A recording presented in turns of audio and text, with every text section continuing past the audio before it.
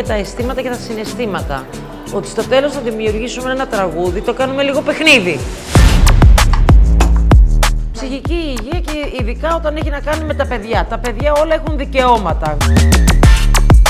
Εκεί που υπάρχει μάζοξη, πάντα μπορεί να υπάρξει bullying. Το θέμα είναι να τολμάμε να τα λέμε. Γι' αυτό είναι σημαντικό να μιλάμε για τα συναισθήματά μας. Ό,τι θέλετε θα με ρωτήσετε και εμένα και την Ελεάνα και τη Μαρία και τη Βάση, ό,τι θέλετε. Εδώ είμαστε σαν ανοιχτά βιβλία.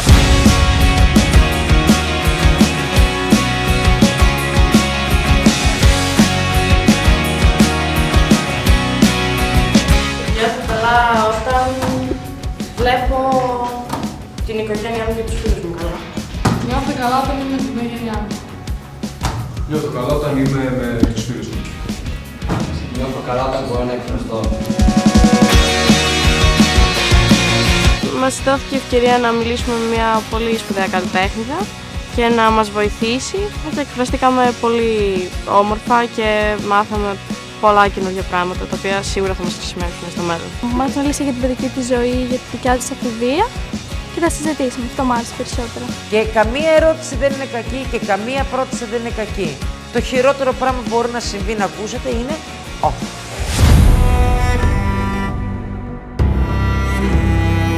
Κανείς δεν καταλαβαίνει ότι ένα πτυχίο δεν χρειάζεται για να προχωρήσει τη ζωή σου. Κάποια πράγματα μπορεί να είναι πιο δύσκολα από όσο φαίνονται. Θα ήθελα να πω ένα τελευταίο γεια στη γιαγιά μου που έφυγε. Ότι κάτι με πειράζει.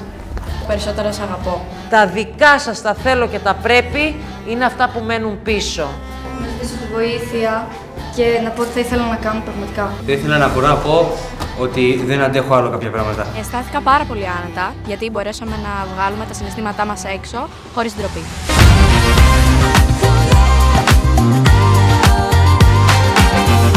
Διαβάζοντας τα χαρτιά σας, αυτό που διαπιστώσαμε μαζί με την Ελεάνα είναι ότι βλέπω μία τάξη που έχει έρωτα, έχει ερωτισμό. Σηκώστε χέρια, ποιοι νιώθουν αγάπη. Ψηλά, ψηλά. Αγαπάς και να μοιράζεσαι χαρά, λύπη και πόνο από καρδιάς. Βάλαμε τη διαφυγή, το εγώ και αυτός μου, να πατάμε στα πόδια, βάλαμε. Το άδειο δωμάτιο. Το άδειο δωμάτιο. Το βλέπεις το αποτέλεσμα στο στίχο, όταν βλέπεις, ας πούμε, κλειστά σκοτεινά βλέμματα, κλειστά πρόσωπα, κλειστές ψυχές και ξαφνικά να έρχονται χαρούμενα, να εκφράζονται και να βγαίνουν αυτοί οι στίχοι, λες εντάξει, κάτι. Τα πράγματα δεν είναι όπως φαίνονται. Τα συναισθήματά μου δεν είναι εκεί. Θα κάνω τα αδύνατα δυνατά. Μπήκε. Να βγω από εκεί. Να βγω από εκεί. Ήθελα να μ' αγαπάς και να μοιράζεσαι χαρά, λύπη, πόνο από καρδιάς.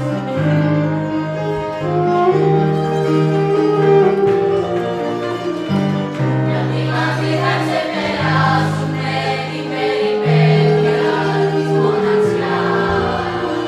Γιατί το κάνεις αυτό? Μαζί τρέχουμε τον αγώνα αυτό. Πώς δεν θα βγουνε ψεύτες? Έχουμε τον ίδιο προβληματισμό. Λείπουν όλα όταν είσαι.